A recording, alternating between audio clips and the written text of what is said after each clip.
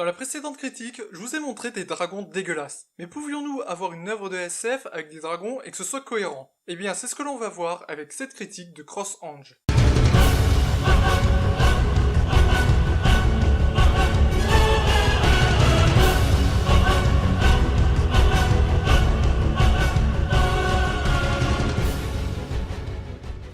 CrossAnge, ou son vrai titre, CrossAnge Teishi to Ryu no Rondo, est un manga cybermecha ecchi. Ouais, le mélange paraît improbable. De plus, l'histoire du manga a un enjeu majeur, comme sauver le monde.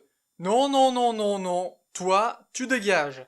Ah merde, j'ai failli oublier ces deux-là. Mais par rapport à Sora no Toshimono, il y a une vraie menace qui pèse sur le monde. En plus d'avoir un sujet qui est toujours d'actualité, le racisme. Non pas à cause d'une ethnie, non, c'est beaucoup plus con que ça. Le manga a été édité par les studios Sunrise. Et vous connaissez déjà l'auteur vu que j'en ai déjà parlé dans mes vidéos sur Gundam Seed. Et oui, il s'agit de Mitsuo Fukuda. Et il s'agit aussi du plus récent manga que je critique sur ma chaîne YouTube, vu qu'il a été diffusé en 2014-2015. Laissez-moi vous introduire le héros. Oups, je voulais dire l'héroïne. Oui, pour un manga ecchi, c'est extrêmement rare. D'ailleurs, voilà un screen des mangas que j'ai vus. En rose, ce sont les ecchi, et en rouge, quand le héros est une femme. En effet, il y en a assez peu. Celui-là, il est à part, car c'est un shoujo ai. Notre héroïne est Angelize Ikaruga Mitsurugi, que je vais résumer par Ange.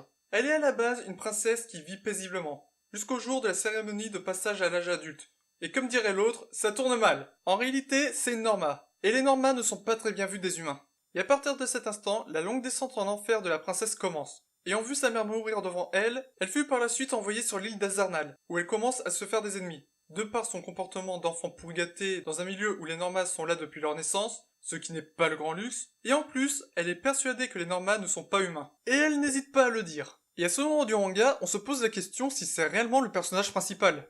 Pas de panique, le personnage a une évolution fulgurante à partir de l'épisode 4, passant d'une princesse fragile à une pure guerrière associable, à tel point qu'elle continue à se faire des ennemis. Ben décidément, et malgré qu'elle soit associable, elle fait tout pour éviter qu'il y ait des morts dans son escouade durant l'émission, quitte à se faire des ennemis. Et comment parler d'un pilote sans sa machine? Au début, elle devait avoir un paramail ordinaire, sauf qu'après l'accident qu'elle a eu, sa machine fut détruite, et voulant mourir, on lui assigne un vieux paramail qui tombe en ruine, le Vilkis, qui se révèle être la machine la plus puissante de toute l'arsenal d'Arzernal. Ce dernier ne peut être piloté que par Ange. Personnellement, c'est l'un des meilleurs personnages tout manga confondu que j'ai vu. On arrive facilement à s'identifier à elle. En plus, elle a une double évolution, passant d'une princesse pourrigate et raciste à une femme forte qui ne se laisse pas marcher sur les pieds, à une personne toujours aussi forte qui apprend à s'ouvrir aux autres et à avoir confiance en elle.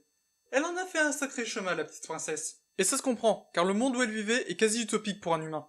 Pas de guerre, pas de pollution, pas d'économie foireuse, un monde parfait. Et en plus, les humains ont une avancée technologique qui font leur bonheur, le mana. Une technologie semblable à la magie. La lumière du mana a 3 utilisations. La première est la création, utile pour se défendre ou emprisonner. La seconde est de faire léviter les objets, et enfin, de faire fonctionner les véhicules, ce qui règle le problème de la pollution. Mais il y a un type de personnes qui ne peuvent pas utiliser le mana, les Normas, qui sont discriminés et vus comme je cite des monstres associables, violents et bêtes. Et pourquoi ils ne sont pas considérés comme des humains, alors qu'ils sont physiologiquement comme nous? Ils ne peuvent pas utiliser le mana. Et pire, ils détruisent une barrière d'un simple contact. Elles naissent de 2 parents humains. J'utilise elles car les Normas ne sont que des femmes, et elles peuvent être arrêtées à tout âge, à tel point que dès qu'il y a une naissance, on les envoie à Azarnal. On sépare l'enfant des parents car leur seul crime est de ne pas pouvoir utiliser le mana. Monde utopique! Et pourquoi on envoie des personnes aussi jeunes sur une île paumée au milieu de l'océan? Pour faire comme Alcatraz? Non, le monde est attaqué par des dragons aux motivations inconnues. Et voilà à quoi servent les Normas. Elles servent de bouclier à des gens qui les méprisent. En fait, le système de l'intégralité du monde est une dictature. Regardez comment notre monde est beau, pur et en paix. Mais derrière, il y a des personnes qui mettent leur vie en danger pour le préserver. Mais bon, on s'en branle, ils sont pas humains. En fait, tout l'univers représente la réaction de l'humain par rapport à ce qui n'est pas normal. Et ça fait peur car à travers l'histoire et les fictions, l'humain a toujours tapé sur ses semblables pour une différence qui paraît anodine. Par contre, je vais pousser un coup de gueule, c'est sur la tenue. Je sais que c'est un manga ecchi, mais ça n'excuse rien. Elle vole au-dessus d'un océan, et assez haut, donc la température doit être plus froide. Et si on rajoute à ça la friction de l'air, on doit bien se les cailler, surtout que les paramails en mode avion sont ouverts. À mon avis, une tenue intégrale aurait été meilleure pour les missions, comme on le voit avec ce personnage. Et que serait un monde soi-disant utopique sans une personne aux commandes? Embryo, j'aurais pu parler des dragons mais ça aurait spoilé une grosse partie de l'histoire. Le personnage apparaît assez tard dans le manga, environ à la moitié. Et autant vous dire que sous ses airs de gentil bourgeois, encore un, C'est un vrai salopard. D'abord, il drague toutes les filles qu'il voit. Et utilise la rancœur, l'amour, la haine pour pouvoir les utiliser à sa guise. Et il a aussi voulu coucher avec l'héroïne 2 fois sous la contrainte. Oui, on appelle ça une tentative de viol. Et sous couvert qu'il dirige le monde dans l'ombre. En plus, il est intuable par des moyens conventionnels. Oui, même ça, théoriquement, ce n'est pas efficace. En gros, il est immortel. Note à moi-même, le mettre dans les antagonistes dit bâtard. Hop, je prends l'image, je le mets à côté de ce cher Ibon, voilà. Comme ça, vous pourrez parler de vos plans de domination du monde ensemble. Pour résumer, un gros connard qui avait un bon projet, qui a été maladroitement réalisé, et qui a créé le monde pourri où vivent nos personnages. Et je vais pas vous leurrer, je vais essentiellement parler des Normas, parce que parler des humains ça va être un peu compliqué. On peut distinguer 2 groupes chez les Normas, celles qui veulent que Ange s'intègre, et celles qui veulent qu'elle crève. Et dans l'ensemble, elles sont plutôt bien développées. Pour illustrer mes propos, je vais prendre un membre de chaque groupe. Salia, tout juste promue chef d'escadron suite à la mort de Zola, elle a du mal à prendre des décisions, ainsi que bien mener son équipe. De plus, elle voudrait que notre héroïne suive ses ordres. Oui, depuis sa révolution interne, elle agit comme un loup solitaire. Et elle est blessée que Ange puisse piloter le Vilkis, alors que la machine devait le revenir à la base. Donc elle nourrit secrètement de la jalousie et une pointe d'animosité. Ce qui est bien avec ce personnage, c'est qu'on se dit, elle va être amie avec l'héroïne. De plus, elle en a le profil type. Elle l'accueille, elle lui explique les règles, etc.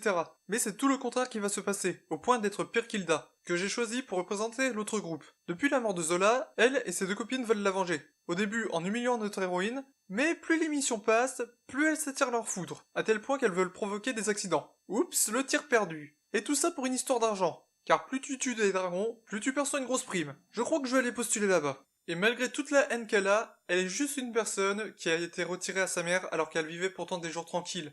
Et elle représente aussi toutes ces jeunes Normas qui, à cause d'un système pareil, auront la destinée de combattre jusqu'à la mort. Pour conclure cette section, je vais parler de 2 personnages non Normas. Tusk et Momonka. Tusk, lui, n'est pas humain, donc il ne manipule pas le mana. Et il n'est pas Norma, vu que ce n'est pas une femme. C'est le dernier représentant de l'ancien peuple.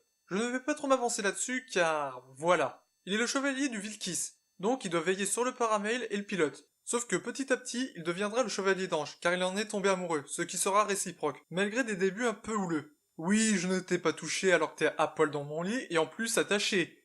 Oui. Il est aussi un générateur de moments ecchi, qui est au début amusant, mais qui devient limite gênant, voire même agaçant. Mais c'est avant tout un personnage qui se veut drôle, et qui est aussi un peu le catalyseur d'Ange. Oui, parce que l'héroïne peut être très explosif. Et enfin, je parlais de Momonka, qui elle est humaine. Mais par rapport aux autres humains, elle n'a pas rejeté Ange. Je vous rappelle que la princesse était adulée par tout son peuple. Même après que Ange soit déchue, elle continuera à la servir. Pour la simple et la bonne raison que pour elle, que l'ex-princesse soit une Norma ou non ne change pas la personne qu'elle est. Elle l'a connue gentille et elle le reste avec sa servante. À condition qu'on ne lui casse pas les pieds. Petit point que je regrette avec les personnages secondaires. On est trop concentré sur l'équipe de Salia, ce qui me fait facilement penser qu'il n'y a qu'un seul escadron sur l'île. Je pense que plus d'interactions avec d'autres personnages aurait pu être un plus pour l'univers. Ce manga est très bon. Tout est fait pour que l'univers, qui est un peu complexe, soit cohérent. On ne nous balance pas toutes les informations d'un coup, ce qui le rend assez digeste.